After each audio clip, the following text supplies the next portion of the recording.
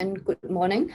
Allow me to introduce myself. My name is Dr. Tamara Naya, and I am a research fellow at the Center of Non-Traditional Security here at RSIS. I'm afraid Professor Melly Anthony cannot make it today for today's session because she had some urgent matters that required her attention, but she has assured me that she will definitely be here tomorrow.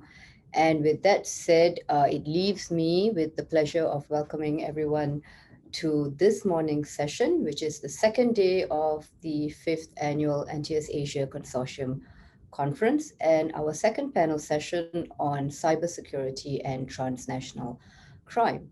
Now, yesterday's panel session on crisis impact on inequality and vulnerable communities saw 4 fantastic presentations and a very robust Q&A session that actually took us into and perhaps even a little bit more than the time allocated for the session. And I am rather certain that that will be the case today as well, given the lineup of speakers that we have and their topics for discussion. I think that's about enough from me. I'm pretty sure you're excited to get started. So let me just wish everyone a very exciting panel session, a very robust discussion, and a pleasant day ahead. And I now leave you in the very capable hands of my colleague, Dr. Lena Gong, who will be our moderator for this morning's session. And with that, I declare the panel session 2 on cybersecurity and transnational crime open. Lena, if you will, please. Thanks to Tamara for the welcome remarks. And welcome to everyone for joining the second session of the 5th NTS-Asia Consortium Annual Conference. In today's session, we have a very interesting combination of topics: cybersecurity and transnational crimes. The insecurities in the cyberspace has become more salient as technologies have been diffusing in our work and social life in the recent 2 decades.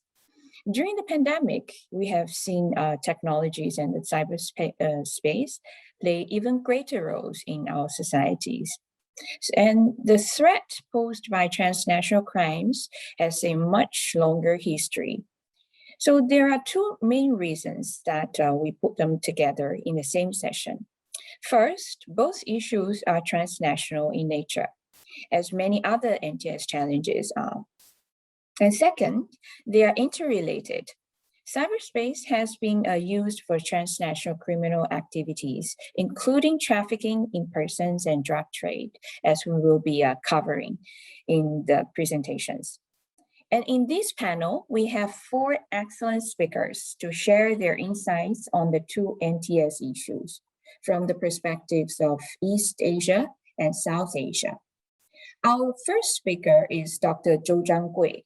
Dr. Zhou is a research fellow of the Center for Non-Traditional Security and Peaceful Development Studies in Zhejiang University, based in China.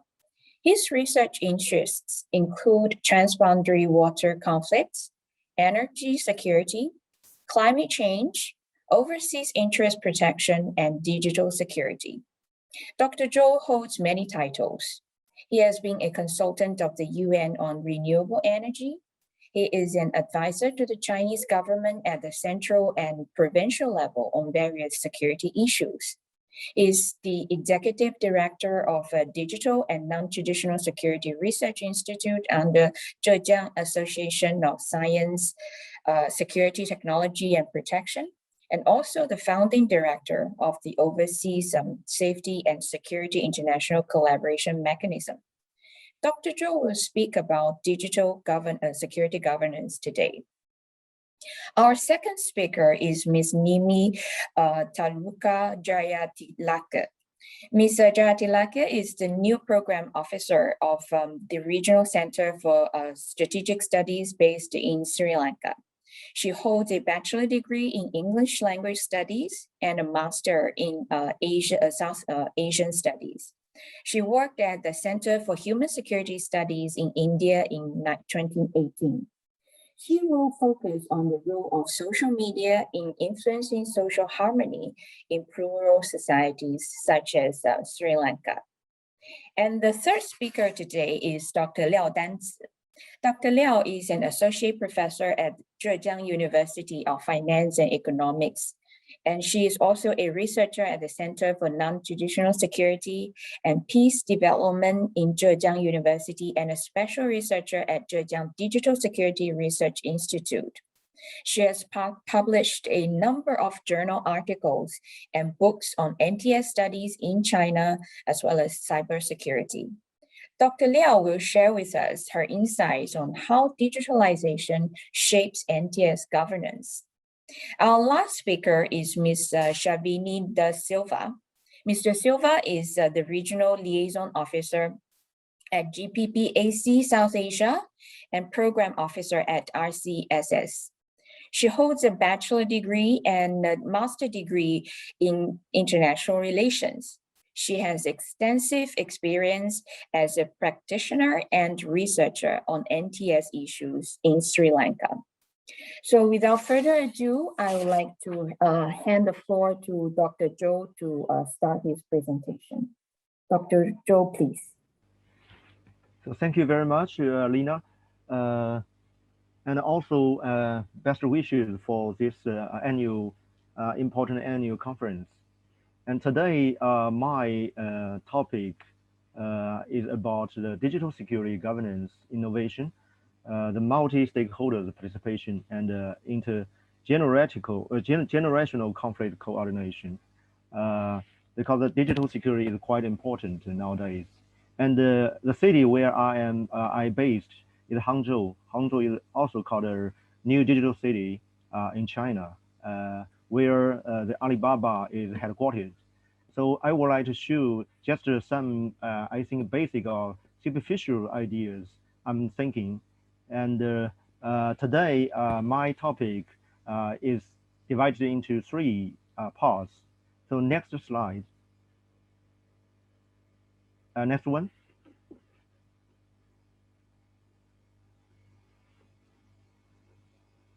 Yes.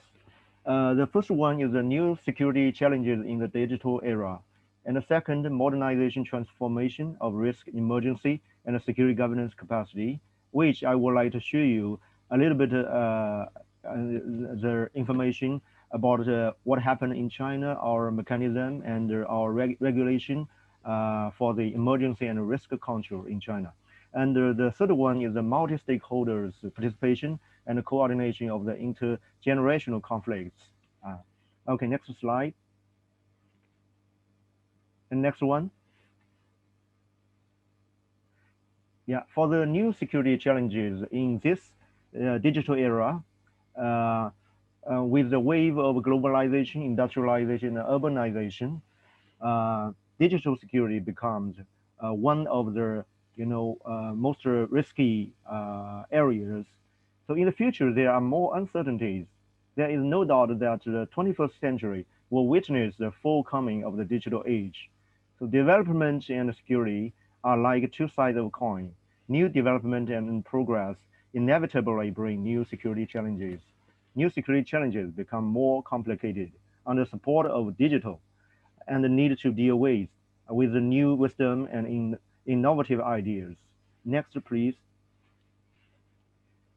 And nowadays, the digital age brings new security challenges. Today, the non-traditional security challenge we are familiar with will turn into traditional security threats in the next 10 years, maybe. Once all traditional security issues are attached with digital ghosts, new non-traditional security challenges will be presented in an all-round way. These new challenges of non-traditional security pose an important threat to the safety of personal life and also property, and even national security. In a new era of connection between all entities and virtual terminals, such as human, machine, and environment, Internet of Things, IoT, cloud computing, big data, artificial intelligence, blockchain, such kind of new technologies, and so on accelerate to deepen to the real world. all fields of society and industrial chain. In this digital wave, cybersecurity, information security, industrial security, human security, and non-traditional security behind it will face unprecedented new opportunities and challenges. Next one, please.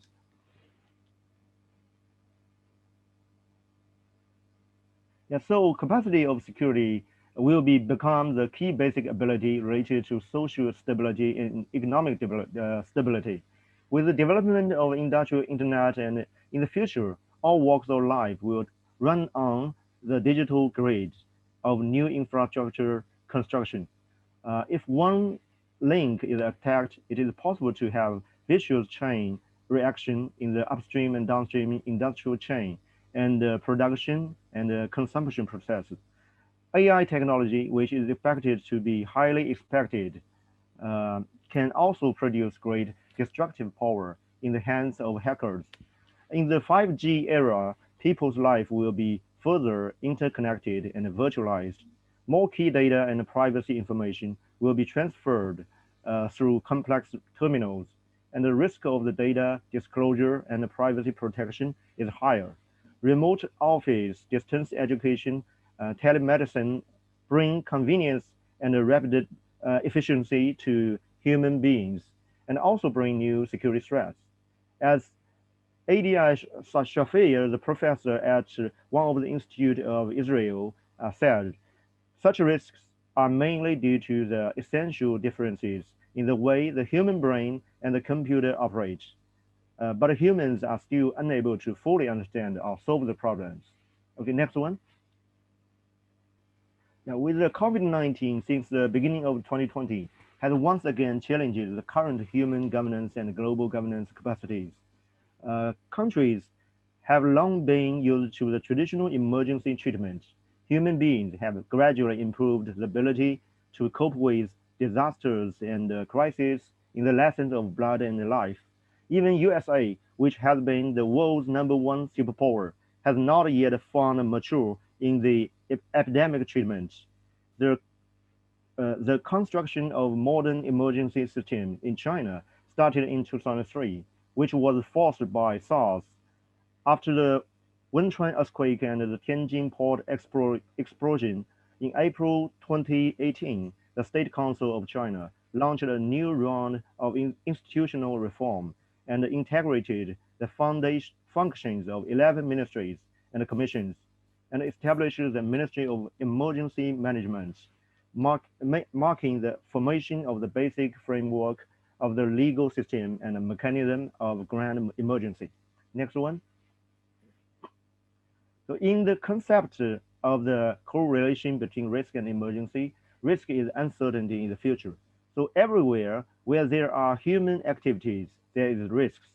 Emergency is non-standard response to the risk factors when they are non-effectively identified and turned into risk events.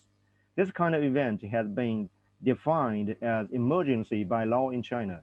So according to the provisions of the Emergency Response Law of the People's Republic of China, which is implemented on November the 1st, 2007. According to its impact, it can be divided into 4 categories: natural disaster, Asian disaster, public health events, social safety events, like that. And according to the different degrees of harm, scope of impact, personal and property loss, etc. It is indicated in red, orange, yellow, and blue different colors. Okay, next one.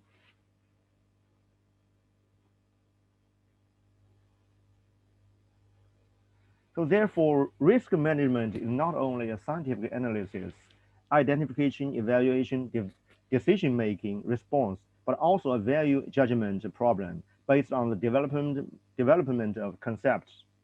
So the 6 principles of emergency response currently established emphasizes that people-oriented, harm reduction, unified leadership, and hierarchical responsibility, social modernization, coordinated and linkage, local advantage disposal, relying on scientific and professional treatment, encourage rapid and efficient efficient response. The priority order embodied in these principles comprehensively summarize the values of emergency management in China. Okay, next one.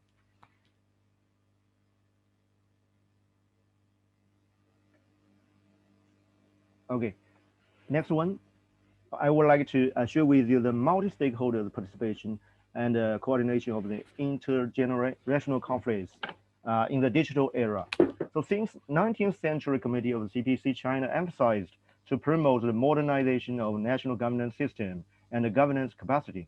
This general goal indicates that institutionalization, systematization, and the modernization of governance are the important tasks in the present and future. It is bound to accelerate the development and establish laws and regulations with more open information and more transparent procedures. This needs to consider two aspects in the construction of social modernization governance system. The horizontal level is a multi-stakeholders participation in society, and the vertical level is the coordination of intergenerational conflicts. Next one. Yeah, next one. Okay, so this is an era of traditional and non-traditional security, a world where zero-sum game collides with win-win thinking. As the anthropologist Margaret Mead described in her book, The Gap of Generation, the whole world is in an unprecedented situation, with young people and elderly people, teenagers and all old people, separated by a deep ditch. So people can ask, is the generation gap narrowing? Is the gap closing? But a deep artificial gully was dug by human beings.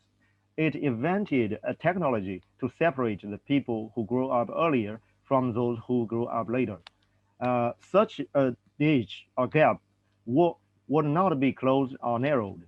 With the acceleration of the global digital era, the generation of old people and new people, due to the difference of thinking and culture, must have an inevitable conflict in intergenerational collision. How to maintain security in a new era of information change, high-speed transmission, and the interconnection of all things is an urgent problem to be solved. It involved at least who should maintain security, what kind of security should be maintained, and how to maintain security. Okay, next one. So in the digital age, data is a basic element, the property right protection of data. Who owns? The data sharing protection. Who uses? The application and the regulation of data.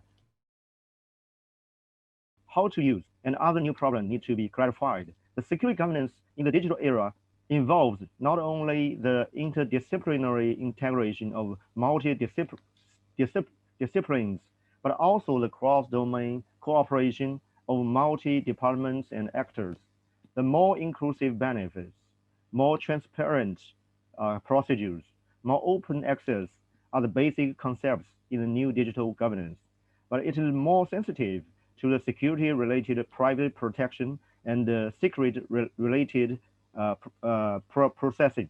If there's no new ethical and value consensus support, the new generation of information technology, such as blockchain, artificial intelligence, cloud computing, Internet of Things, and other accelerated applications, will inevitably go astray like a runaway wild horse and trample human beings or part of it into slavery status.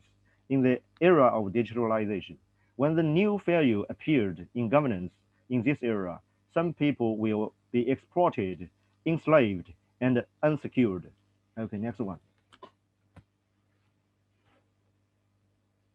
Okay, for the conclusion, in short, a new digital era is coming. The traditional security industry is experiencing new challenges, but also spawning new development opportunities. Digital security will become an integral part of the security governance system. The modernization of security governance capacity in the digital era not only depends on the development and the progress of science and technology, but also brings new challenges and opportunities. Digital security system and industry will also usher in a comprehensive three-dimensional transformation of business and industries. But just as the dialectical relationship between spear and shield, how to coordinate and solve the con contradiction is conducive to social development and human progress, and it needs collective wisdom, courage, and responsibility of multi-stakeholders. Yeah, that's my speech. Okay, thank you very much. Thanks to Dr. Zhou for giving a very comprehensive review of China's emergency management system, as well as identifying a very important trend in global governance, which has important implications for NTS. Next, I would like to invite Nimi to present on social media and social harmony in Sri Lanka. Nimi, the floor is yours. Thank you. Okay, so I shall start presenting. Hello to everyone from Sri Lanka. My research paper is on the dual role of social media and social harmony in a plural society, a Sri Lankan case. So today I shall be presenting an outline of my research paper. Moving on to the introduction without much further ado, my introduction will consist of the role of social media in Sri Lanka within its current context, about its operation, accessibility, and trends. So as you know, social media is nonetheless an unavoidable part in our society now. In the digital age, the role of social media is critical and double-edged. So that means it can be a handy tool in building social capital, but also at the same time a convenient mode of promoting prejudices and hatred in a plural Sri Lanka. So talking of its operation and accessibility, there are currently 6.2 million Sri Lankans on social media, and more than 50% Sri Lankans access breaking news from social media. And talking of the trends, today, the reachability of social media is very much high with compared to the traditional online mediums. And as a result, social media is converted as an online news media and overcomes the existing media in digital journalism.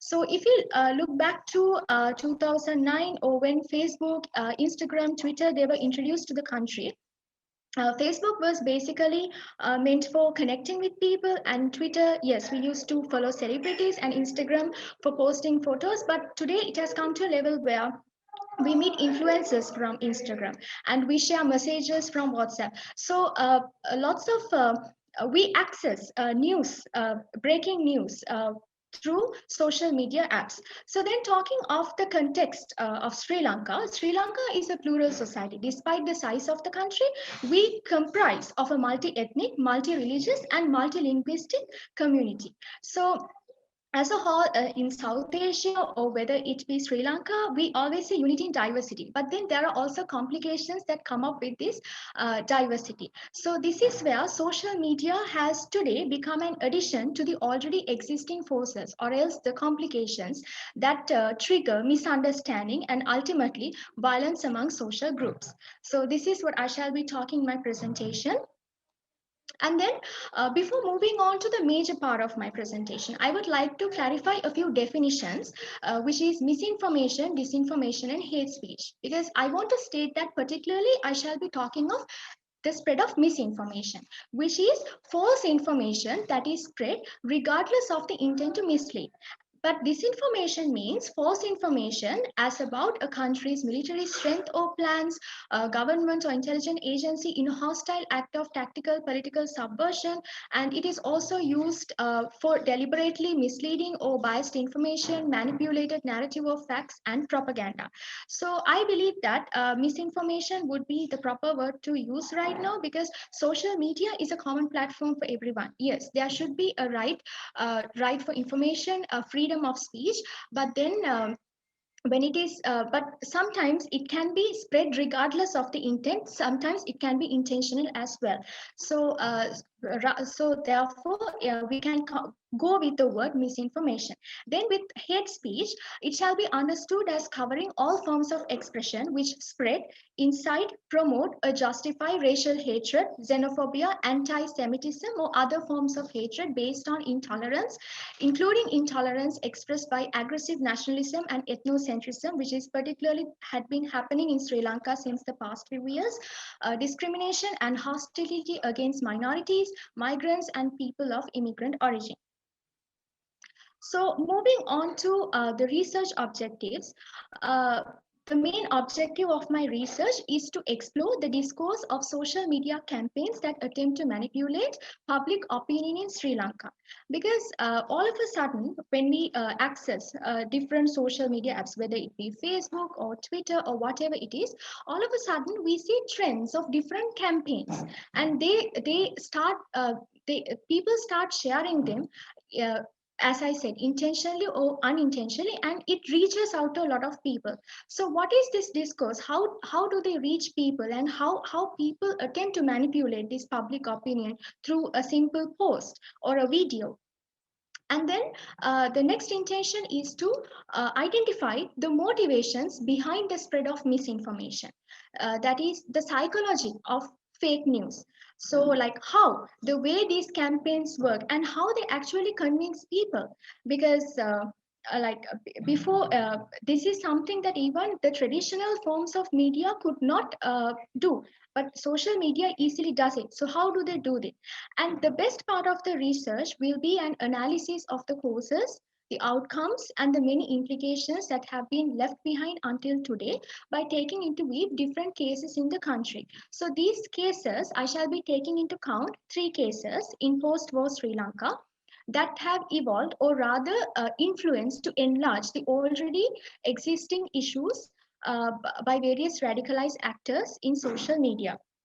Then finally, I shall provide a few recommendations to combat the spread of fake news and misinformation in post-conflict Sri Lanka.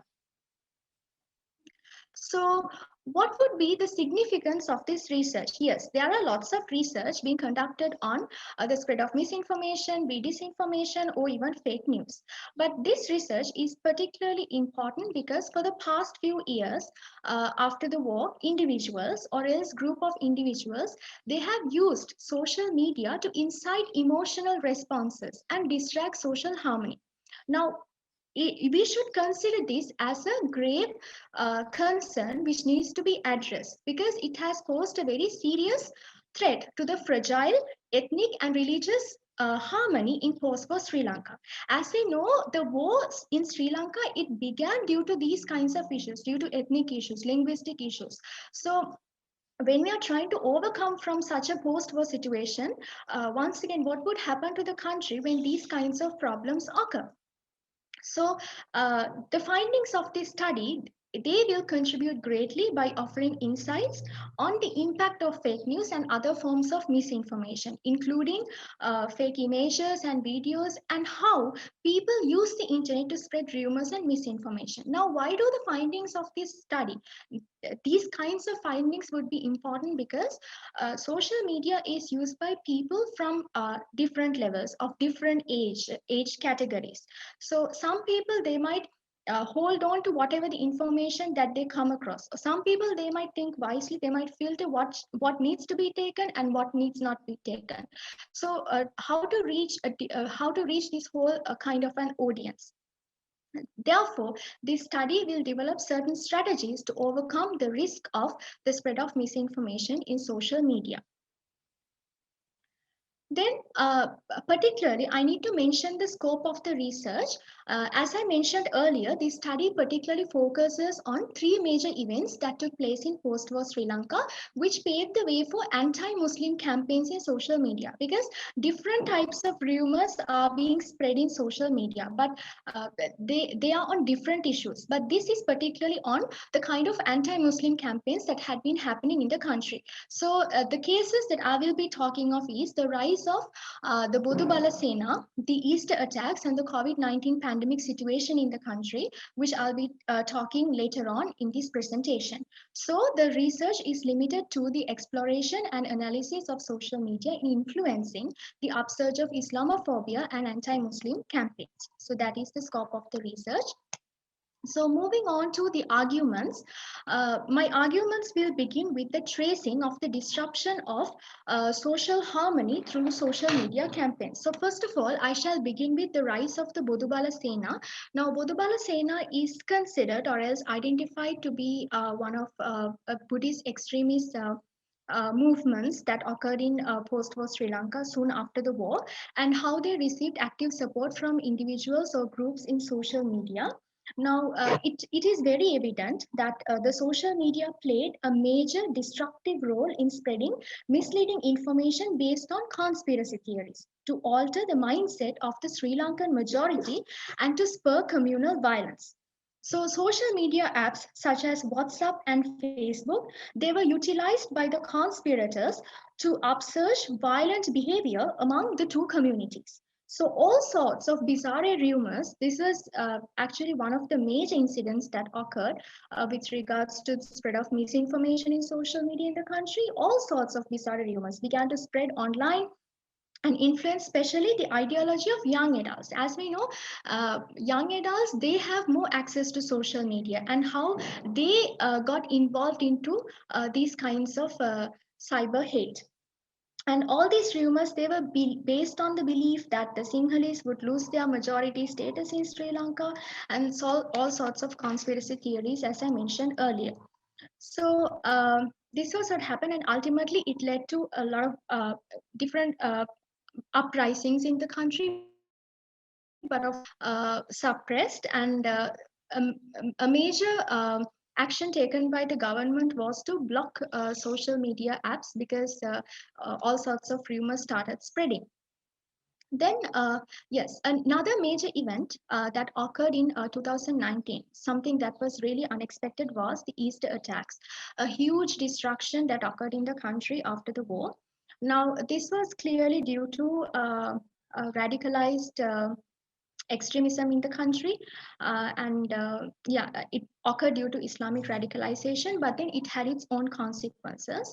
Although it occurred at a level due to a group of radicalized extremists, ultimately the blame was put into the whole community, and then once again the upsurge that was suppressed a few years ago, it began to arise again.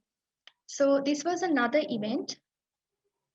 And then the next event that occurred after the Easter attacks was, yes, the spread of COVID-19 pandemic and a surge in anti-Muslim rumors. Anti-Muslim rumors means the spread of COVID-19 occurred due to yeah, it was a condition that all countries faced. But then several people, they started pointing their fingers at the community, saying that this was a part or else a plan of their radicalized measures that they took during the Easter attacks. So this also happened during the pandemic situation. So now my research analysis, now this needs a lot of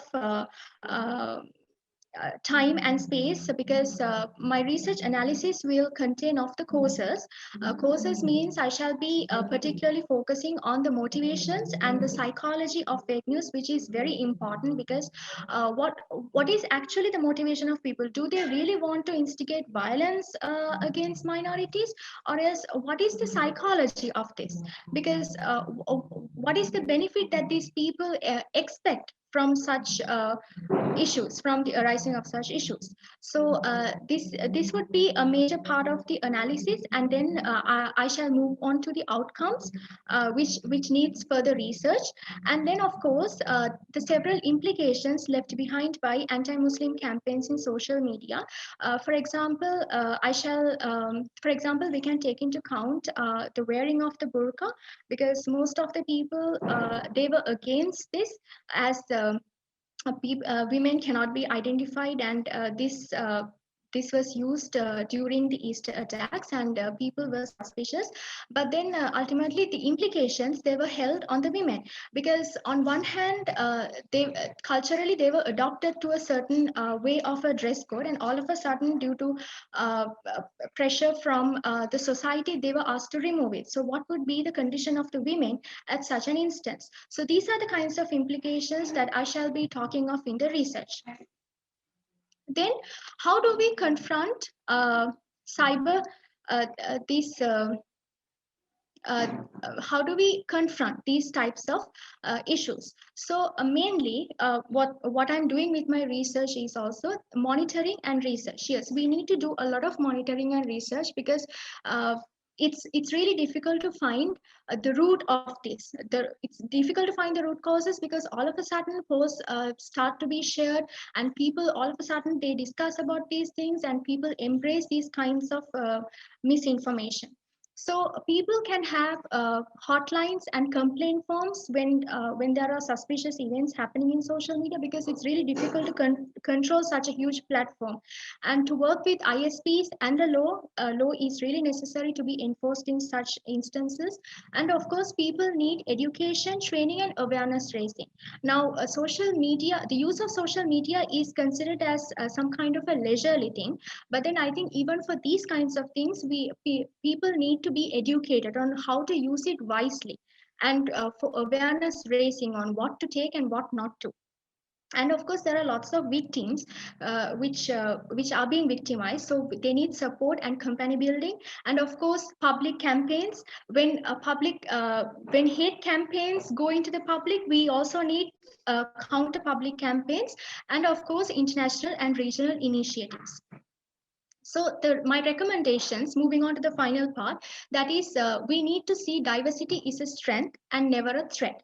So what are the lessons of countering cyber hate from other nations? Because lots of other nations, they are also countering cyber hate, and Sri Lanka needs to learn some lessons. And how should Sri Lanka engage itself with the international arena? So my recommendations are practical engagement, normative engagement, and addressing gaps in attempts of engagement, and of course exploring possibilities for regional engagement. So regional engagement should not only be for economic cooperation, but we can have regional frameworks, bilateral and trilateral agreements, and networks of practitioners to address these kinds of violence upsurge through social media as well. And then we can focus on a national counter misinformation policy, which the government should focus on. And of course, educational reforms for people to be educated on wise use of social media, and urban planning. Urban planning is really necessary, because it paves the way for people to spend less time on online platforms, and to have more physical interaction with people, which is really important in this century. And of course, we need active involvement of international organizations to counter the spread of cyber hate, which is necessary as the other reasons that we do. So yeah, that is the end of my presentation, and thank you very much for your patience. Thanks to Nimi for sharing on the use and misuse of social media in the context of Sri Lanka and its implications for different communities. And now I would like to invite our third speaker, Dr. Liao Dan, to share on the role of digitalization in influencing NTS governance. Dr. Liao, please. Yes, so good morning, everyone. Thank you so much for the organizer for its hard work of NTU Singapore. And thank you for Dr. Dina today. So the topic I want to share today is how intensive data could reshape the NTS governance. Well, first, I'm going to share my understanding towards a new concept, DIS. And digital intensive society is a new type of society in my framework. And the second part, I would like to share my analysis of how the DIS could reshape the basic issues of NTS. So what is digital intensive society? Well, currently the China and Japan, South Korea are rapidly updating digital technology, and the industry and businesses are rapidly digitizing. And also China's 14th five-year plan and the 2035 goals released in March 2021 put forward a middle and long-term plan for digital transformation. This report includes many encouraging versions, such as activating the potential of data, strengthening the innovative application of key digital technologies, entire industry trained with data, build a digital society and a better digital life. So it could be said that most countries in the world, especially developed countries and regions, are accelerating digitization. We can see that data-based thinking and technology and management are comprehensively reshaping social activities and interstate interactions. So I call this phenomena, this universal phenomena, data-driven society. I call it a digital intensive society, DIS. I will use DIS later on.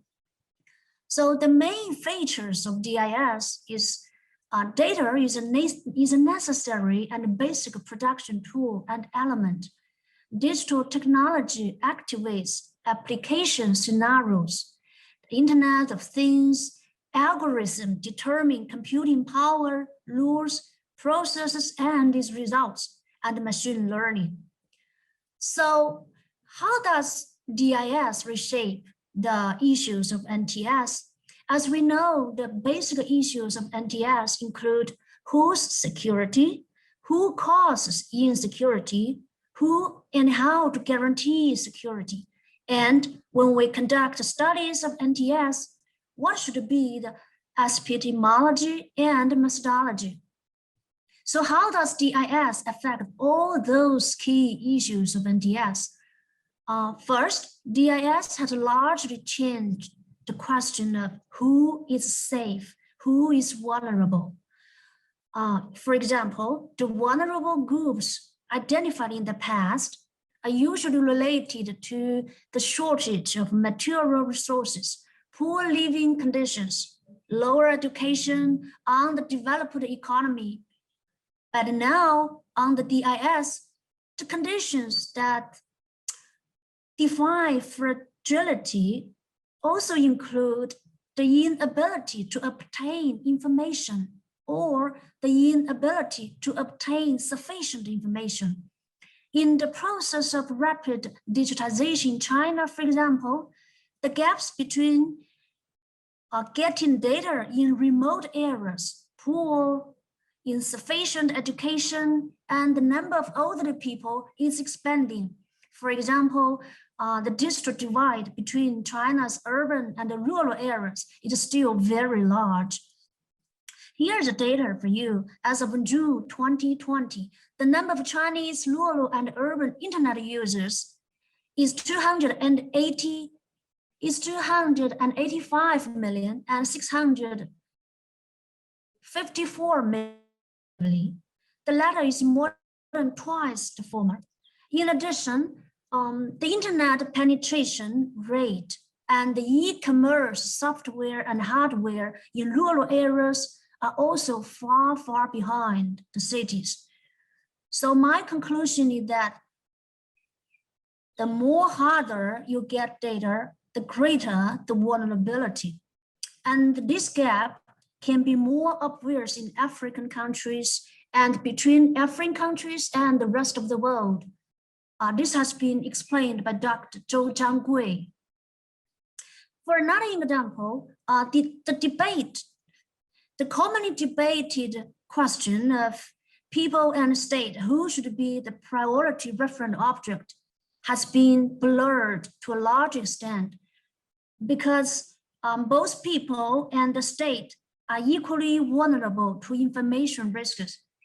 Because in the process of digitization in China and in many countries of East Asia, for example, the personal exposure to phishing tools, the personal information exposure to phishing tools and spam has become extremely common and large scale, and national sensitive departments are usually the target of high-level hacker attacks. Well, here, for example, in 2017, the WannaCry ransomware swept at least 300,000 users in more than 150 countries in the world, and both individuals and key public sectors in China are among the biggest victims. So, and also higher digitization and lower digitization would completely reshape the traditional geopolitics of Asia. And I would say the lower digitalization of a country, then it would be more fragile. And secondly, it has also affected what threat is and how it evolves. For example, when we define violent terror, war, disaster, pollution, and all those concepts have completely new meanings, or sometimes they cannot be defined at all. For example, when we define violent terror, so my question is, can we say the hackers' acquisition of critical national infrastructure and key information, or the drone attacks on important people are completely consistent with the traditional definition of violent terror? For another example, when we're looking at pollution, in the past, we often referred to pollution as the destruction of environment or ecology by kinds of garbage. But on the DIS, the pollution could be the incalculable, invalid information, spam, uncomfortable phone calls, and privacy leaks. And the most important thing is that the algorithm is the hidden factor for the NTS prevalence. The algorithm itself has not only loopholes, but also widespread discrimination and hegemony. So my analysis is that this makes the threats more hidden, more concealed. It's not easy to find them out. And also the information warfare and AI warfare have brought many NTS wars into the national security agenda. In addition, during the process of fighting COVID-19, China is expanding its usage of the digital technology. And after that, the Chinese government has a huge amount of data and use this data for persuasive supervision. This is called digital authoritarianism by the West. But I would say China's digital government and digital regulation has made great achievement in providing public services. But it also reminds us that the threat of digital supervision by the government will become more persuasive. And also, the evolution of threats will be intelligent, integrated, extremely rapid, and asymmetric. For example, many cameras and monitoring equipment work in 7 days and 24 hours mode. This means our personal information leakage is also at 7 days and 24 hours. According to the estimate of Gartner, in 2020, there would be 20.8 billion Internet of Things devices around the world, and China would have more than 600 million public and private surveillance cameras. And also, the computer virus spreads automatically if we design the program in this way. For example, in 2017, the Stanford University and Infinite Corporation of the United States and cyber attack system which could replicate itself, spread automatically. And at the same time, when we want to fight against the threat, it can be asymmetric in terms of defense or offense. Or for example, in 2016, 6 years ago, the Cambridge Analytica is a kind of cyber attack corporation used Facebook to influence the US election. And also, I think everyone would know the news released last year. The FireEye, the world's top cybersecurity vendor, has the world's most sophisticated hacker attack weapon. But in December of last year, the Red Team, which is the name of the weapon, of the cyber weapon, was praised by a country with first-class cyber attack capabilities. But until today, it is still unknown who the attack is.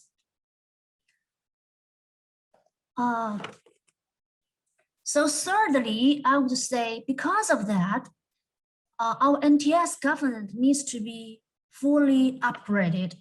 As everything is digitized, the checking, the assessment, the monitoring of threats are all implemented through data. Therefore, how we get data, what kind of data we get is the key to NTS governance, and also the imbalance and inequality of the data acquisition will directly lead to the gap in the governance capabilities. First of all, defense. The governmental role of defense is never able to keep up with the threats. Or for example, as the automated spread of viruses and the large-scale personal information leakage have already shown that the government's post-disposal model has been completely unsuitable. And the government's traditional role of responder or after-the-fact disposal is not enough. The government should shift to a more proactive and forcible and professional role. So the traditional path of NTS governance, for example, setting in institution, formulating policies, and coordinating departments is far from adequate. And I would say the government should rely more on innovation and application of data technology. And also at the same time, it should rely more on the cybersecurity companies and the professional personnel.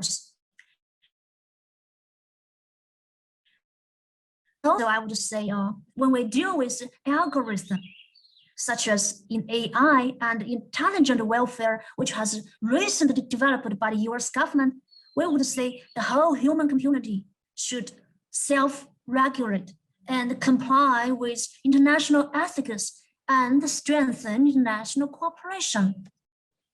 And finally, when we conduct NTS studies, which I have done for many years, and I have found we need to upgrade our epistemology and methodology. Well, first of all, we need to build a data thinking model. It is necessary to understand and analyze this society we are living now by the law of data, to rely more on digital science to think about the challenges and the researches of NTS.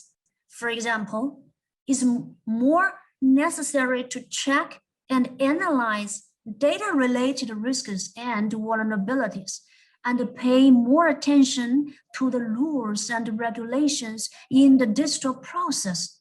And also, we need to improve the individual, the corporational and governmental abilities to collect and analyze data.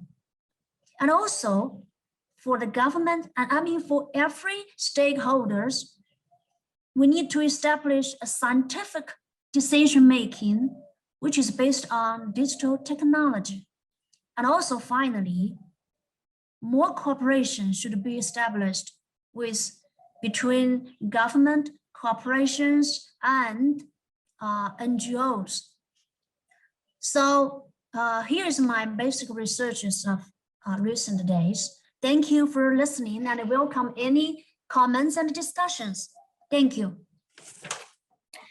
Thanks to Dr. Liao for her discussion on data governance and why it is important. Now we are going to have our last but not least speaker to discuss a different NTS issue, trafficking in persons and drug trade. So Ms. De Silva, please, the floor is yours. Thank you very much, Lena, and good morning to everyone. I will be presenting on human trafficking and drug trade, which happens to be a foremost non-traditional security threat in Sri Lanka. So this actually, so as we know, human trafficking and drug trade has been an issue over time, but in recent times it has become a topic of discourse, so I'll be talking about it. So starting off, let's look at a little brief introduction as to how human trafficking started. Human trafficking basically dates back to the age of old transnational crime. And this, during the rampant Greco period, has happened to be one of the most crucial times of human trafficking. So for examples, during the rampant Greco times, slaves were considered property under the Roman law and had no legal form of parenthood. Also, most slaves would never be freed at the time. And unlike Roman citizens, they would be subjected to corporal acts of punishment, sexual exploitation, and other modes of torture. And then we enter into the new phase of human trafficking history, which is colonialism. So we could talk about the New World, actually, the African slave trade action with the New World. Now, this also was regarded as to be one of the most crucial times of human trafficking. Most of the slaves that were transported from Africa came from Central Africa and West Africa. Slaves at the time were denied the rights to marry freely, and masters did not even accept them as part of family members. Worse, the New World slaves were considered to be the property of their owners. And slaves were convicted of revolt of murder, which was completely brutal at the time. And that's where you could also see racism also triggered from what we have been experiencing right now. And then we come to the trafficking of indentured laborers between the colonial territories, which is South Indians to Sri Lanka during the colonial rule. Now, this happened during the crisis of the 16th century. So this started when the first Sri Lankan colonial acts, the Portuguese came and invaded to Sri Lanka and then started colonizing the country. And that's when they decided to get down Indians from South India in order to get the work from the plantations done in Sri Lanka. So there we could also see an experience of human trafficking being experienced in Sri Lanka. And then we could talk about as to how this has closely linked with its drug trade, which is the opium trade between British India and China. Thus, states were the driving forces. All these ventures were direct state-sponsored projects. However, now back in the colonial times and even the rampant Greco times, though human trafficking was a major problem and this had happened on a very obvious sort of basis, it was never addressed as an issue, as in there was no authority or control over it. However, the context of this changed after 1945, as it openly became an international crime, as in people acknowledged this to be an international crime. Also, I would like to say that during the Cold War, and human trafficking was not a prominent issue as such. However, because the borders between the two ideological camps, tight close, were hardly any significant for people between them. However, migration was considered to be an issue as there were illegal forms of migration going on. So this could be considered to be actually a form of human trafficking. So as it says, it was continued as an unweighted but in different form, and it was also organized in crime networks which were taken as the lead. And it is also plausible and probable that transnational occurred elsewhere throughout the world, but it did not socialize affirmation or focus. Human trafficking in the initial post-war world was mainly viewed in the context of illegal migration, which also falls within the borders of category of transnational organizational justice. And thus, that's where we experience sex trafficking, forced labor, and death bondage. Sex trafficking could be identified as the process of individuals being trafficked and exploited sexually. Forced labor is also could be identified as a process where individuals are being misled and then transported to countries and then forced into modes of labor. And death bondage is actually the pledge of the person's service of security for the repayment for a debt other than obligation, where the terms of repayment are not clearly reasonable stated, and the person who is holding the debt that has some part of our labor. So my objectives for the presentation are to find out our true proportions of the problem, why Sri Lanka has become a center of transnational crime during recent times, how the Sri Lanka government has addressed the issues, and to what extent is this successful and why is it not successful. Before we move on to those questions, I would like to define the UN definitions of it. Yeah, and it's the so the UN defines human trafficking as the harboring or receipt of fears of force, of other forms of coercion, of abduction, of fraud, of deception, of the abuse of power, or a position of vulnerability, of the giving or receiving of payments or benefits to achieve the consent of a person having control over another person for the purpose of exploitation. That's how the UN defines human trafficking. And then for drug trade, it could be defined as a global illicit trade involving the cultivation, manufacture, distribution, and sale of substances which are subjected to drug prohibition of laws. This is defined by the United Nations Office of Drugs and National Crime. Yes, and moving on, I would like to talk about how how drug and human trafficking has been the aspect of Sri Lanka's context. Sri Lanka has been considered as an origin of transit and destination country for human trafficking. So along with human trafficking, drug trade is considered to be one of the main problems in Sri Lanka. According to the Justice Minister Ali Sabri, he stated that 553,000 people, about 2.5% of the population, are addicted to means of drugs. And there are 40% of people in the country that are actual drug addicts. Drug-related court cases have gone up to 6,600 cases in 2015 to 16,000 cases in 2019. In May 2020, police narcotics unit seized 225 kilograms of heroin on May 15 from a house of Valisara, North Colombo. This is not an isolated incident. So as you can see, this has been a rampant issue over time, and this is something that the Sri Lankan government is actually struggling in order to combat through. Also, I would like to indicate that there are 3 types of human trafficking in Sri Lanka.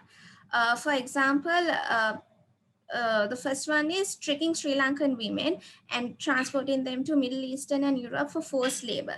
This is something that not only it has been experienced during recent times, but it has been the subject of talk for a long time.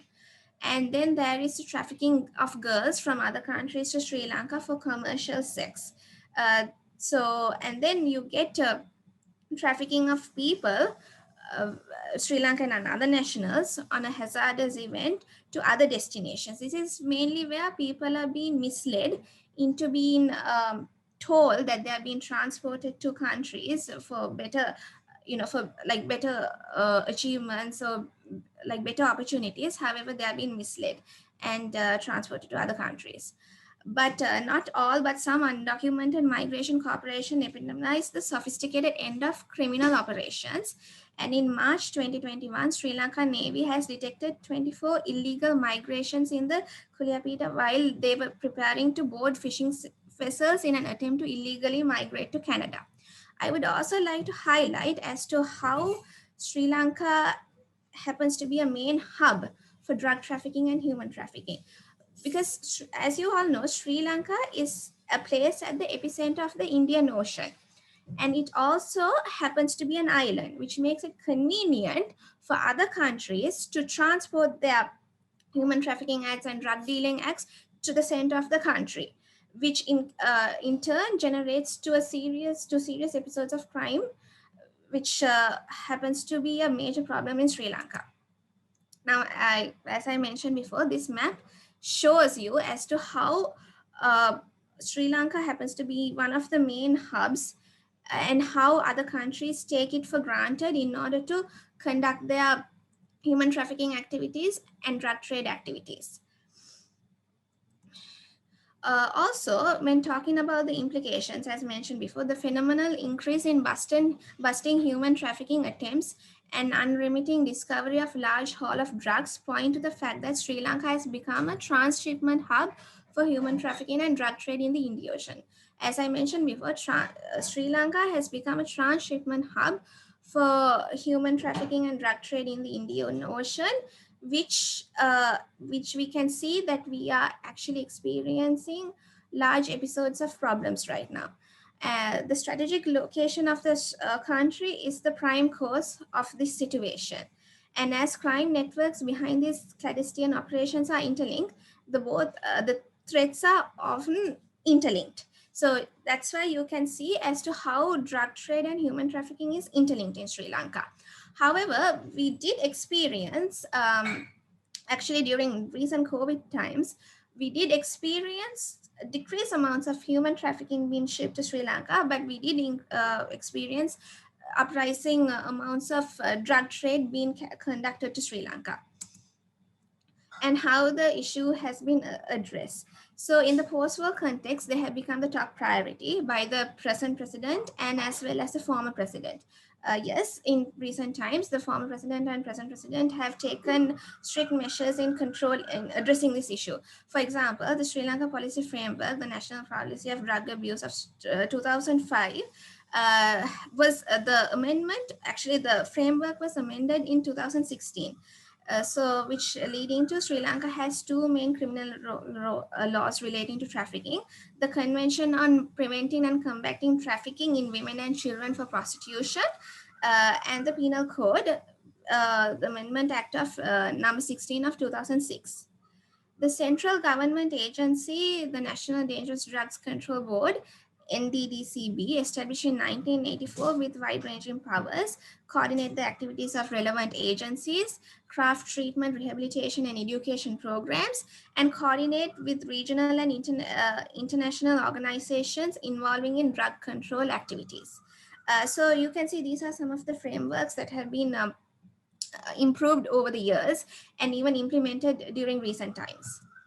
However, the argument also lies, for my argument, though Sri Lanka government is taking extreme measures in combating this problem, it also it's struggling hard to address these twin threats as it comes together. But its success is hampered due to institutional and statutory shortcomings of corruption. Also, would like to mention, as I mentioned, though Sri Lankan, the government and police narcotics, they're taking immense measures in order to combat this problem, the corruption also lies. So for example, the involvement of some police officers from police narcotic bureaus have been reported to have stored drugs in safe houses and carried out like rampant raids and siphon off portion of the seizures to sell drug dealers and to pocket millions in profits. Also, the legal framework to counter human trafficking in its broadest sense of term needs to be improved continuously. Also, there are many government agencies and law enforcement tools dealing with this organized crime. they often work without proper coordination with each other. So these are the these are the hindrances causing this from being addressed more widely, this issue. And with regard to the actions against criminal labor, recruiters under the Bureau of Foreign Employment Act, the report stated that in 2008, the Sri Lankan Bureau of Foreign Employment initiated 400 raids on fraudulent labor recruitment agencies and took legal actions against 80 agencies, resulting in 32 license cancellations and the impositions of fines. I would like to conclude my presentation by saying that though this drug trade and human trafficking has been an identified transnational crime and it has been addressed continuously, the government is still not in a place to address its whole issue. So like it says, there is limit to what could be done nationally, and Sri Lanka is confronting only the tip of the iceberg. And this is due to the limited availability of resources and assistance that we need right now. So coordinated regional approach is heavily needed right now.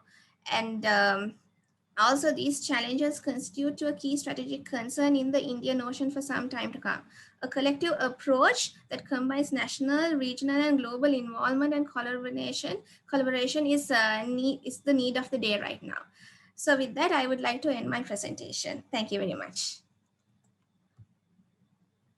To Ms. De Silva's presentation on a very old but evolving NTS issue, trafficking in persons and drug trade as different forms of transnational crimes.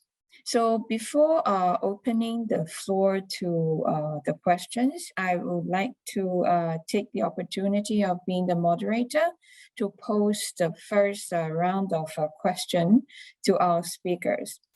I noticed two very important points or trends from all the four presentations. We need a multi-stakeholder approach to address different NTS challenges. And it is very important that we emphasize and promote inclusion in our NTS governance. So my question is about these 2 points to our presenters. To Dr. Zhou and Dr. Liao, I would like to invite your insights on the role of technology companies in data governance, in digital governance, in the context of China, but not necessarily just in China. You can either focus on China or speak more broadly about their role, such as Alibaba and Tencent. What kind of role they can play in securing data governance, data security, and to Nimi, I would like to ask for your views on the role of major technology companies such as Facebook, Twitter, how they react to these social disruptions online. Actually, we have this question from the chat box. So are they complying with some countries' requests like to review or share data on those hate speech posts? So what's their response to that? And my question to Ms. De Silva is that you talk a lot about what the Sri Lankan government can do to deal with drug trafficking and trafficking in persons. They have these laws, regulation frameworks and all that. And where is the role of civil society? So do they have a role in this process? So that's my question. Dr. Zhou and Dr. Liao, can you start, please?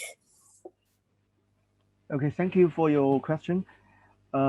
Yes, for the data security, particularly in China, I think for the digital security governance, this issue can be successful only depend on one country or the government It had to be, collaboration between countries and also among different stakeholders. But nowadays, I think there's a value competition among countries like the US, China, and EU for regulation of the digital or data.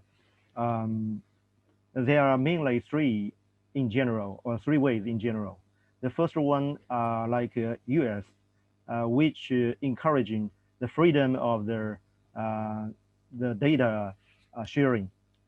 And the second one is China, with the very strict control by the government. And the third one, I think, the EU. That's the middle way, combine the US the freedom and also the strict regulation in China.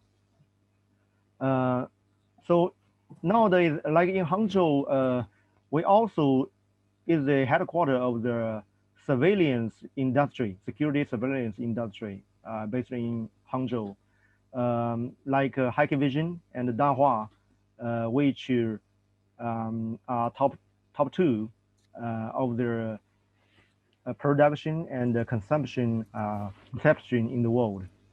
But for the data storage, these companies, technology companies, they only maybe, in the whole business, there will be some data produced, but all of the storage of the data will be put in the database strictly controlled by the government. So this is the mechanism in China.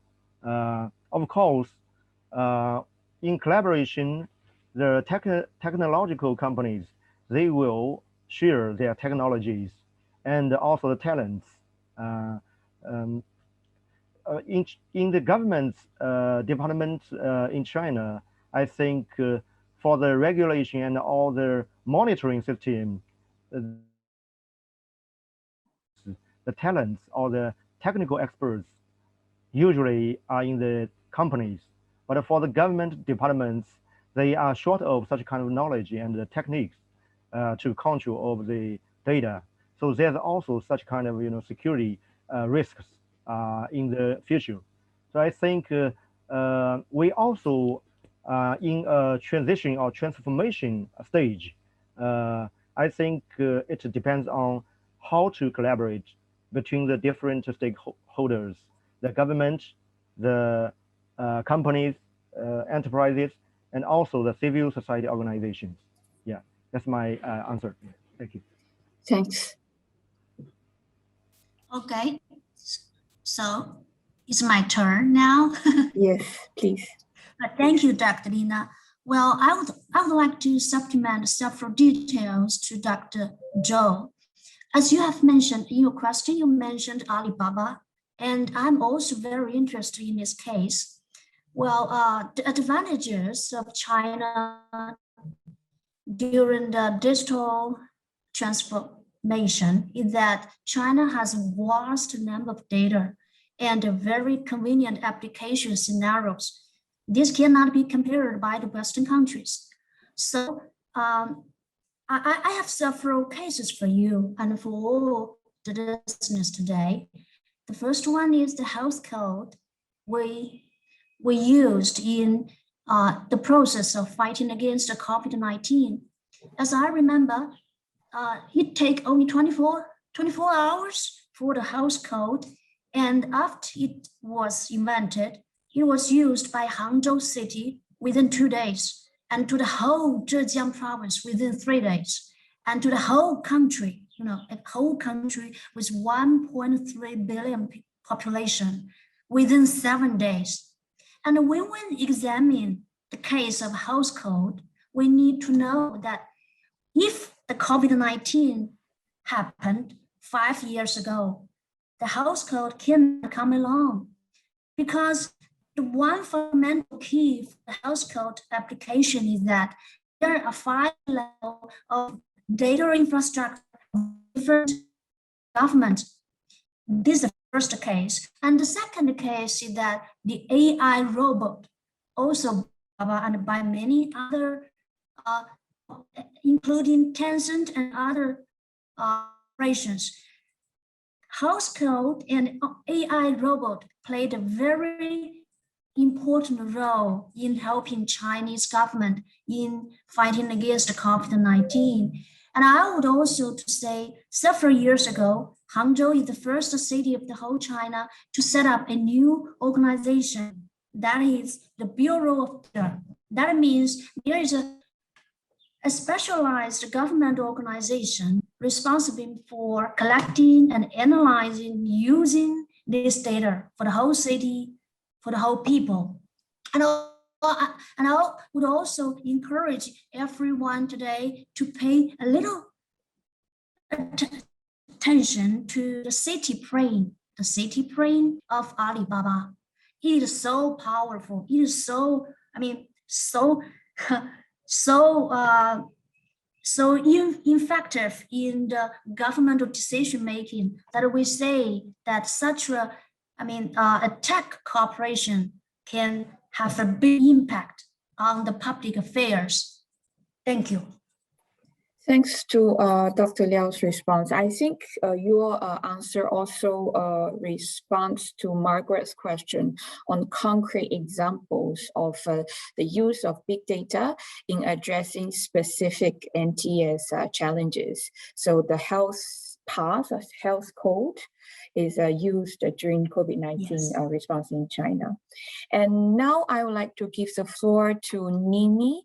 So basically the questions from the chat box are, did you identify coordinated behaviors online?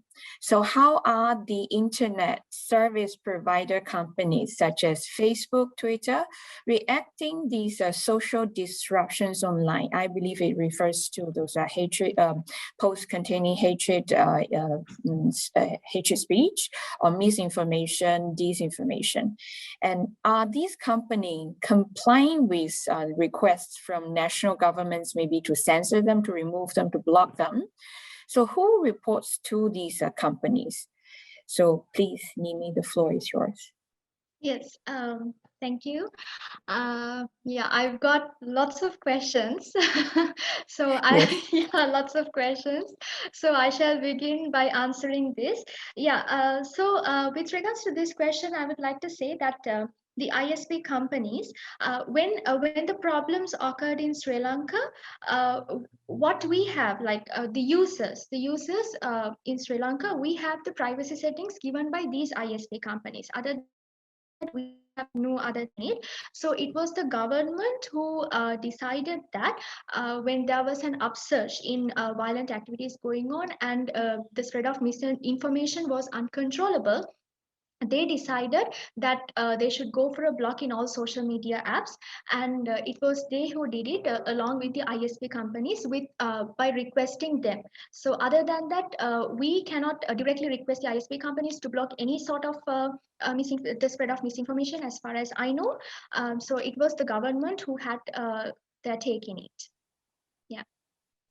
Okay. Yeah, so I have several other questions as well. So may I continue with the others? So you complete your response to the question about Facebook. Maybe let me give the floor to Mr. Silva first, and then we will come back with another round and a few rounds. Yes. Yeah, we can, of course, we can report to Facebook whatever settings that they have given us, that is for the general public. But when there's a major crisis going on in the country, it's the government who will report for a major breakdown or a stall of social media apps. Okay, thank you. Yeah, Mr. Silva, the floor is yours. Thank you, Lina. So to your question, if civil society plays a role in addressing these issues, yes, actually it does. So I would like to mention that Sri Lanka actually has a good history of promoting gender equality and human resources throughout. And our literacy rates have become exceedingly high. Actually, it has been the case from start of time, and even during recent times we have been recorded to have good literacy rates. So in order for that to take place, it's really like easy and convenient for the civil society to to actually verify their message and to implement ideas and initiate ideas. And this is something that's been even taught in schools also, about how drugs, controlling drugs, taking drugs is wrong, and how it actually prompts a very good message. So with regards to that, Sri Lanka being one of the top SAARC countries in having good educational literacy rates, it has also given an opportunity for the civil society to voice out their opinions and ideas about how combating drugs should be done. So it has been the case in recent times, yes. Thanks for your response. And I also see a link between the efforts in dealing with drug trafficking and trafficking persons and the diffusion of technologies, because now the cyberspace can provide a virtual platform for all these education campaigns and awareness raising efforts. Okay, so now we are starting the second round of questions and answers. So we have got a few questions from the chat box. First, I will start with Dr. Joe as the order of our speakers during presentations. So the first question is about terrorism. Just now in Dr. Joe's presentation, you mentioned that many NTS issues are now actually no longer non-traditional. They are actually becoming traditional to us already. Then what's your view about terrorism? So is it still a non-traditional security challenge, or it has become a traditional security challenge? And the second question to you is, just now you mentioned some ideas or a very ideal model of digital governance in your presentation. Then how does the current national security governance, national data governance, fall short of or differ from your ideal model of good security digital governance? Thank you. Thank you very much for the questions. For the first question, I think it depends on the definition of their non-traditional security. Even after 10, maybe 20 years later, we do not have the very exact definition of NTS, even in academia. It's quite difficult or complicated in the practice. So when we talk about the NTS or traditional security, we usually make two boxes. One is the NTS box, one is the TS box. But sometimes we usually put the climate change into the NTS box. But all of such kind of NTS issues are always in one area we call nexus between NTS and the traditional security. So what's the root of the value of the definition of the NTS and the TS?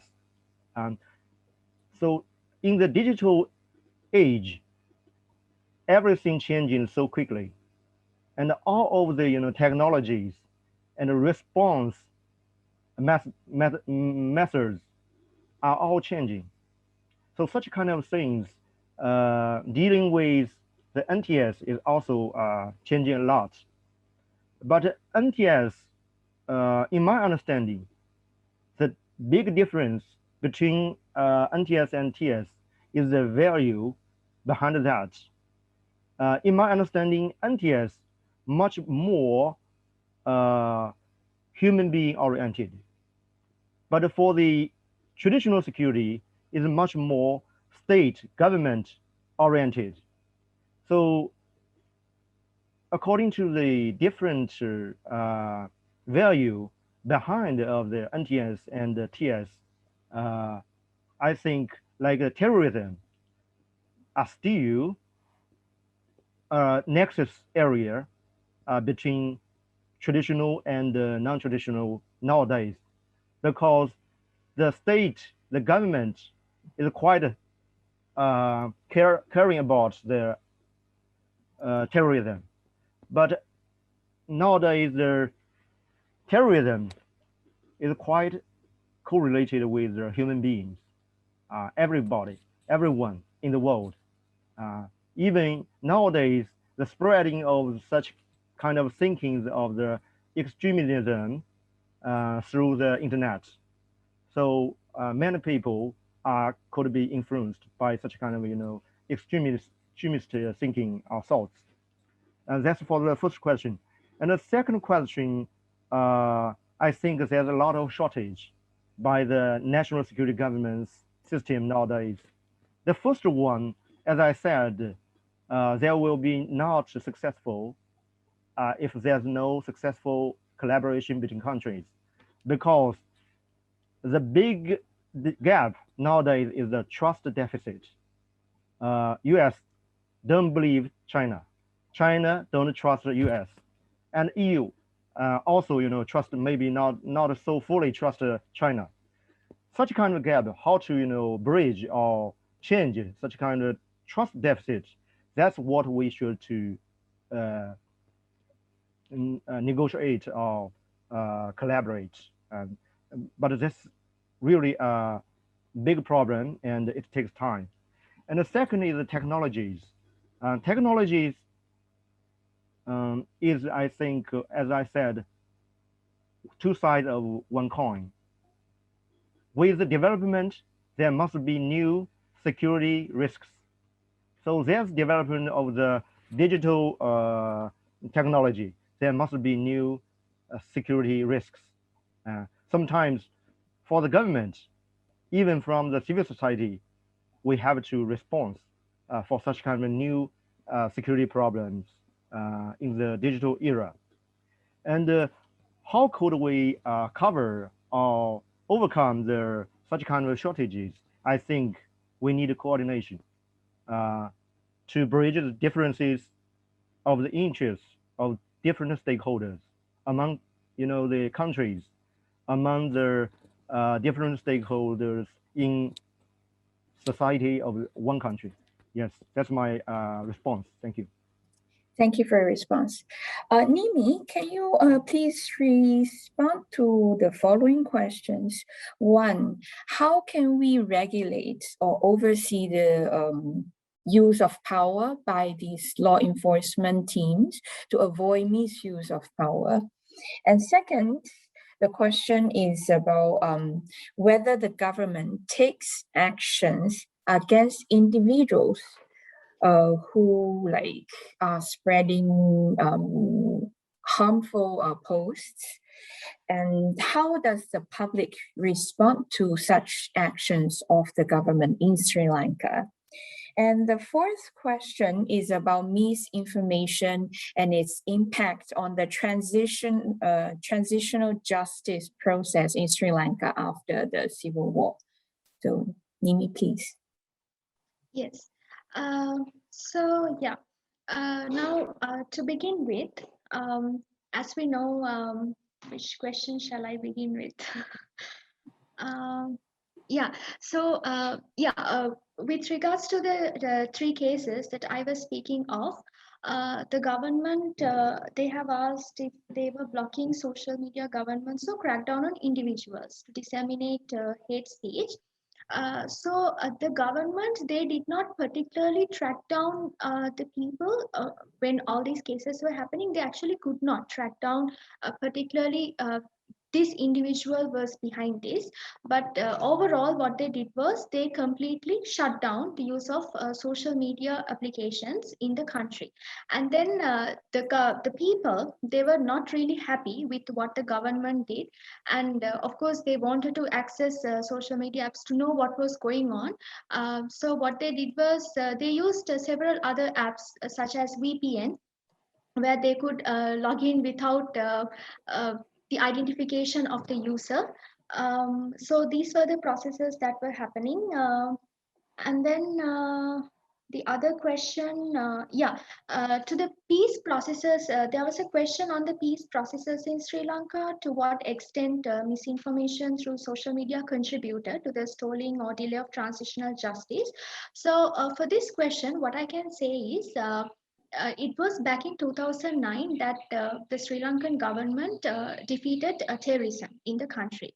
So that was a time when social media apps was very new to the country, like for Sri Lanka.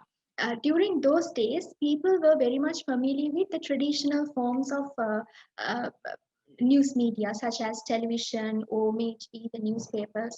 So people they were exposed to mostly what the government had to say about what was going on with the war and so on. So it was recently that that means now it's been more than a decade since the end of the war, and it is now that people are becoming more and more exposed to social media apps.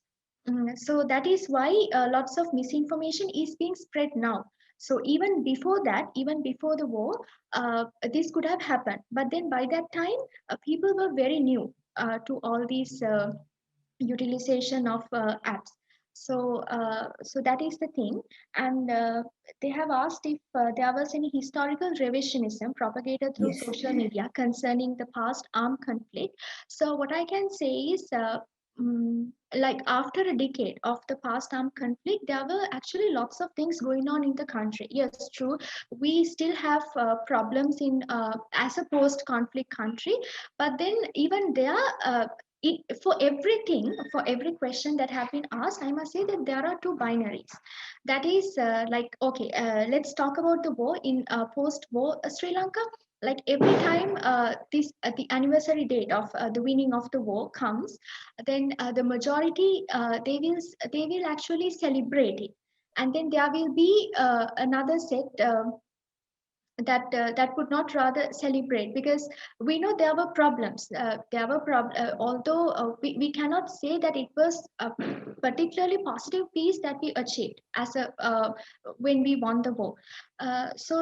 These kinds of posts or videos, they come up at those times. But more than that, mm, today there are other issues such as the environmental issues and the kinds of anti-Muslim violence which I have been talking of. These kinds of issues remain in the limelight in post-war Sri Lanka. So more than talking of the war, these things, we talk of the war more, or else it comes into highlight, especially when there's an election maybe. So other than that, there are new issues that are being discussed. So the most of them, they might not be particularly fake news also, and some they might be true, but then it's all about how we take it.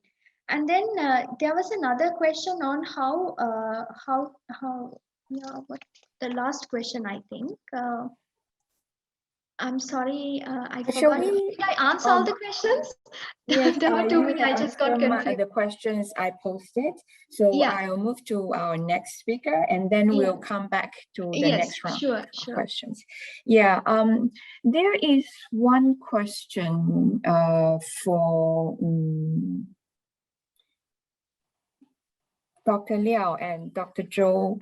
So I'll put them together. So do you think China can play an extended role in international crime surveillance? How can China convince its critics in the West that it can act in the interest of the common good? I think it's related to what Dr. Zhou just mentioned, the divide or the differences in values between China, the US, and the EU. So please, maybe Dan, can you please start first? So, Dr. Zhou, would you like to say something first? As you're much junior to me. Okay, thank you so much. And for this question, I think, as I said, there's a gap or the trust deficit among the countries. We have to, firstly settle it. But how to settle it? The trust problem.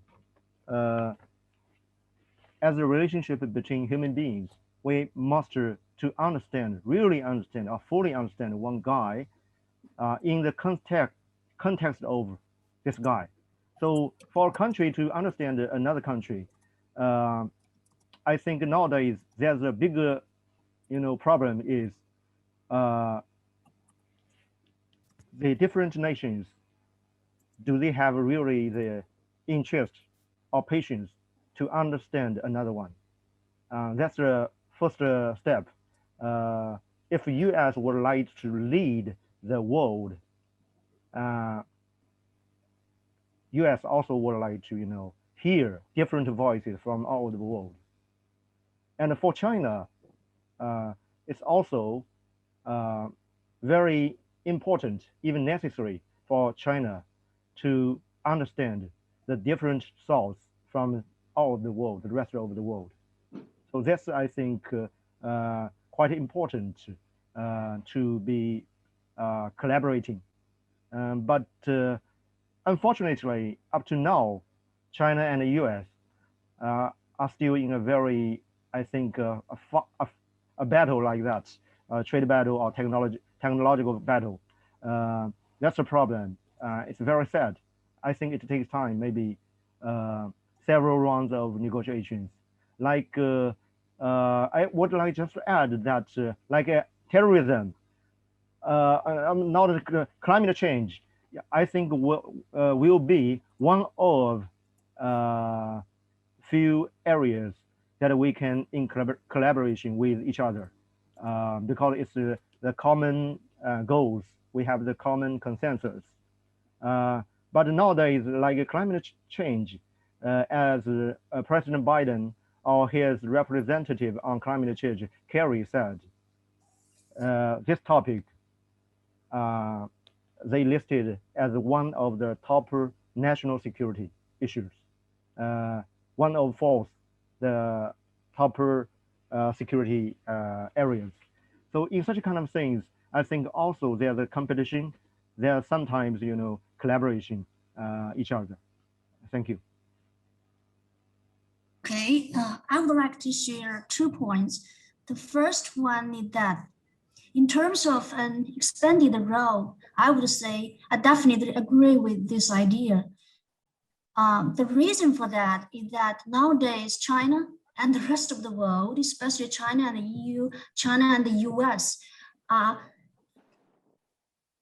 witness a very serious competition in terms of digital technology, not only on technology and also the discourses and the rules for technology. And the more important aspect in this question is that China has get a bigger treatment in terms of AI, facial recognition, and computing powers. So I would say China is more able in terms of the digital technologies. So an expanded role would be certain in the international crime surveillance. And secondly, I would say when we're talking about if China can play an active role in the name of public good, according to my observation, there are some misunderstandings between the Chinese governmental model and the American or EU model. The reason for the critics relies more on Chinese insufficient transparency and the lack of rights protection. Well, yes, I would say yes. Yes, we confess that China has a lot of new job to do to better up the transparency and rights protection. But I would say for the past dozens of years, China is progressing, China is improving, and we need time. We need a time to give China a chance to be more transparent and to concern more about the rights. So I think this is the public goods. So yeah, so that is my basic understanding towards this question. Thank you. Thanks to both for your questions. Here we have 2 questions for Mr. Silva.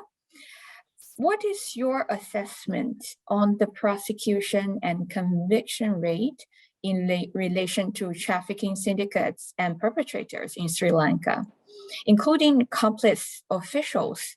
And has the implementation of the anti-trafficking law adequate to reduce trafficking? And the second group of question is, do you find the efforts made the Sri Lankan government to combat trafficking as effective? So do you see a need for enabling or empowering victim-centered legislative approach to counter human trafficking in person or trafficking in persons? Mr. Silva, please. Yes, thank you, Lena. Yes, in response to the first question, I would just like to mention that anti-tobacco campaign, the campaign conducted by civil society organizations is a good example of what CS Candy in preventing drug use is all about. And in response to the second question, I would like to say, like most countries, the criminal justice system in Sri Lanka is far from perfect, and torture and other abuses in custody are rampant. This has been highlighted by the Human Rights Commission of Sri Lanka. So therefore, the problem also arises when one considers whether drug-related crime should be resolved by executing anyone. That comes as a deep question, so there is no evidence to show that a death penalty has a unique effect of reduction of crime. And in response to the, Lena, can you just repeat the third question? Yeah. The third question is the same as similar to the previous one. Do you find the efforts made by the Sri Lankan government to combat human trafficking effective? And the next question is, do you see a need for enabling victim-centered legislative approach to counter human trafficking? Yes, in response to that question, yes, whether it has been effective and if it is needed as such, what I would say is prosecution and conviction of human and drug trafficking is not that impressive when it comes to police officers, being involved. So therefore, this could be considered to be as a point because it's really not that effective with police officers involved. So yes, that's my answer.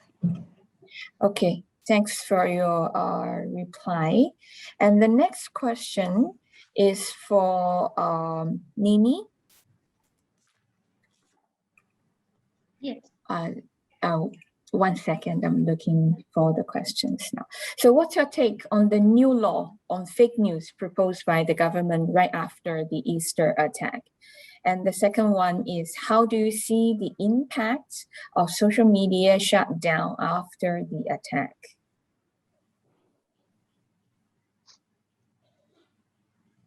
Yeah, the new law, it was, yeah, as I remember, the new law was about a 5-year imprisonment for whoever spreads fake news, which was proposed right after the Easter attacks. Yeah, that was to control what was happening in the country. With my take, what I believe on this is that it is good that such a law was enforced, but then it clearly did not. It particularly did not. I think we should go for better approaches than a sudden law like this. And then the impacts of how do you say the social media? Social media shutdown. Social media shutdown after the attack. Yeah, in many people, the citizens in the country, they did not take it they did not welcome a sudden shutdown after the attack because everyone was craving for information as to what was happening in the country.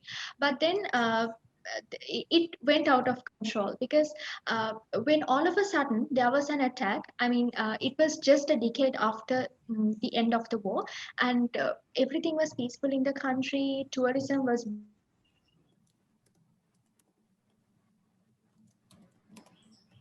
People were nowhere because we did not know that there were radicalization processes going back in the eastern part of the country, and then they were coordinating attacks on Easter Day.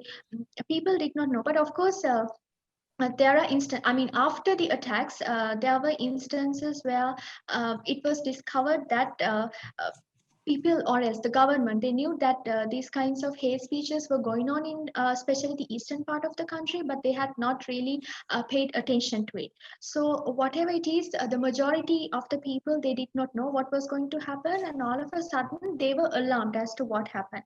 So as I mentioned earlier, more than the traditional news, like more than sitting in front of the TV, people would just take their phone and see what was going on, and people started to give lots of comments on it. And the comments means they started to have suspicion on different communities, because at first the war was between the LTT and then the Sri Lankan government. So then people were doubting whether was this a comeback or else. And some people, they were saying it was because then there was Buddhist nationalism going on in the country after the war, and some people, they were blaming that it was you who did this to the minorities.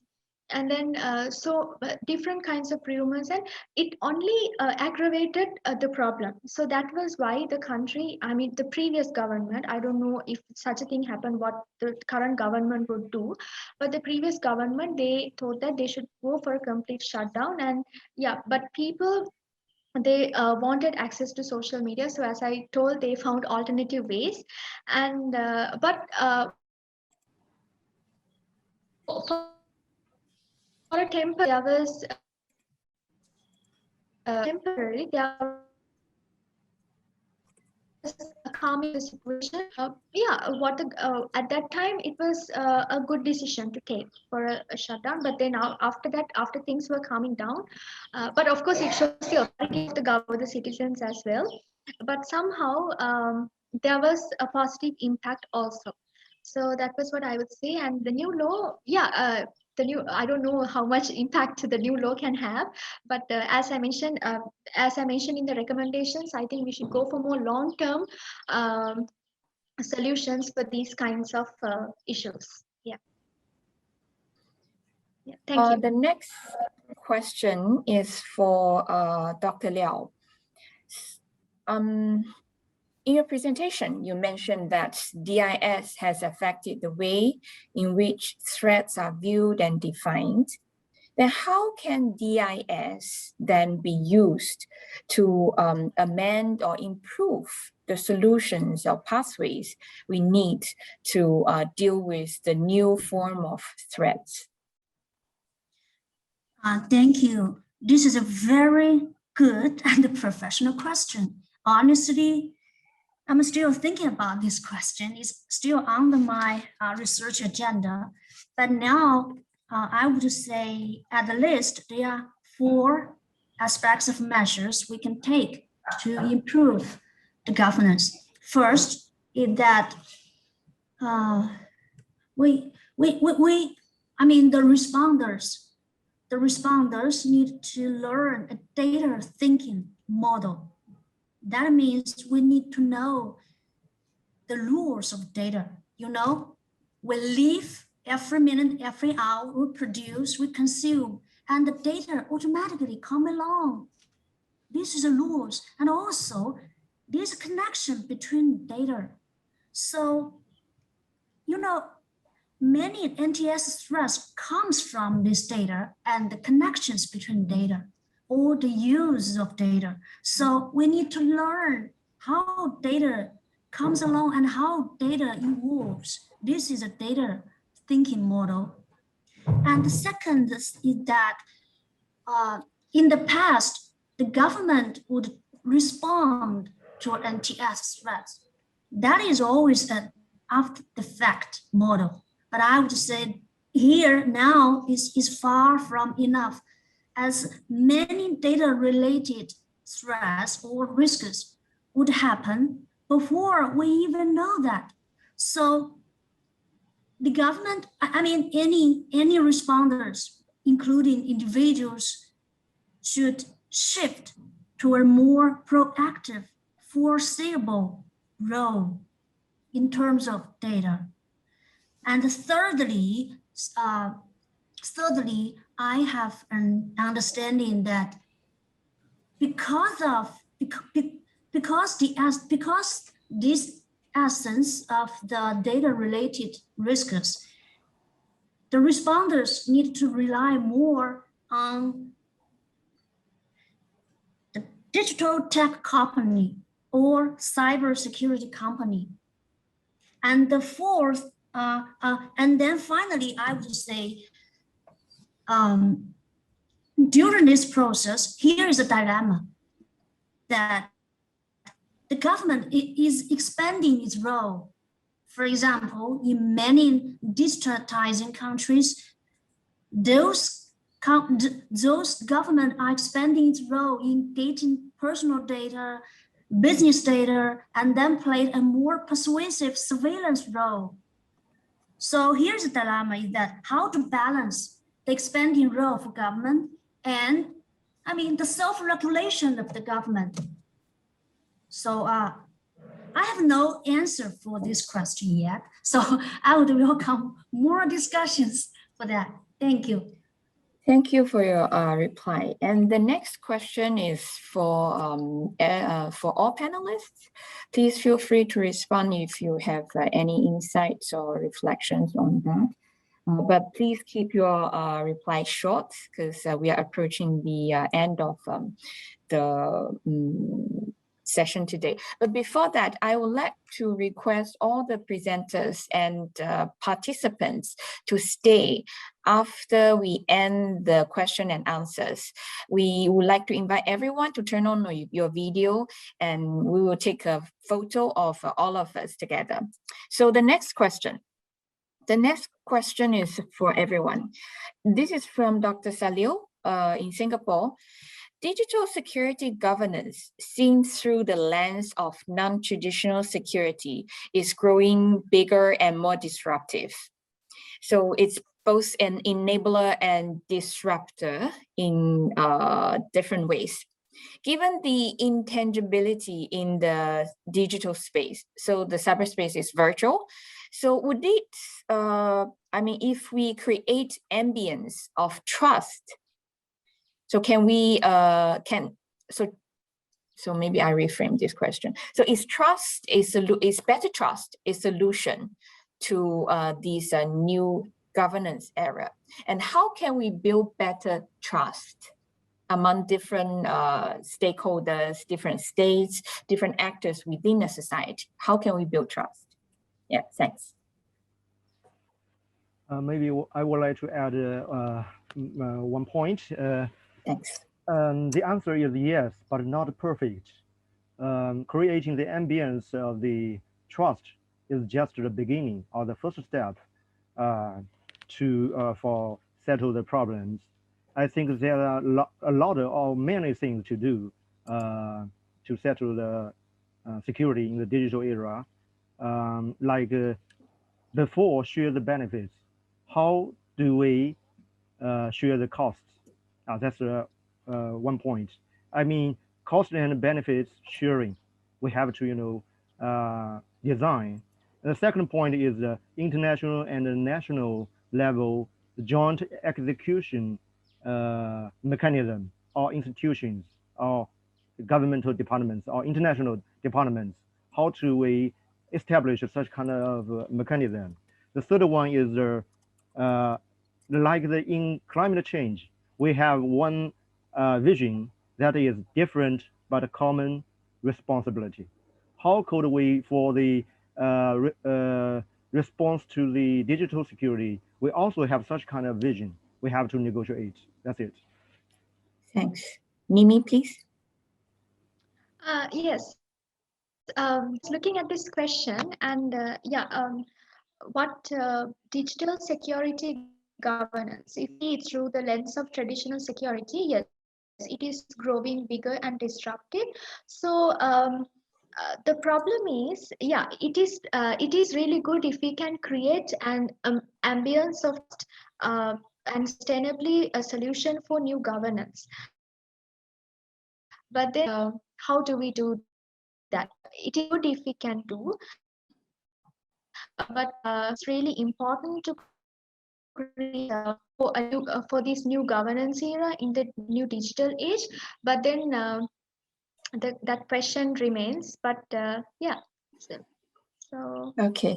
I don't know if Thanks. it's particularly the answer to the question, but then there's a doubt, like how do we build trust on that? And it's for me personally, it's difficult for me to answer like how to do that. But then it's good if we can build trust. But then there's what's the process? So yeah. Yeah, that's the purpose, I believe, is of our session, to explore ways that we Yes, can to deal with explore all the these old challenges and new challenges as the time and situation evolves.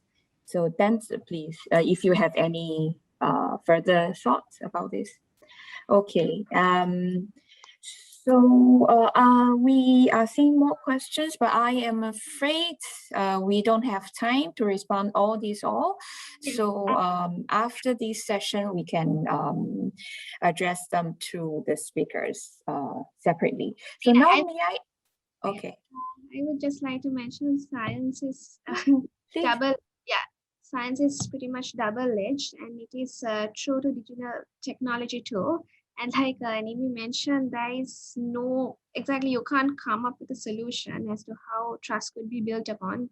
Because it would be great. I mean, it would be great if you could do that, but it all depends on the protocol, and there is no such solution to it. But I would just say international and constitutional change would be needed, and maybe the implementation of new governance. Yes.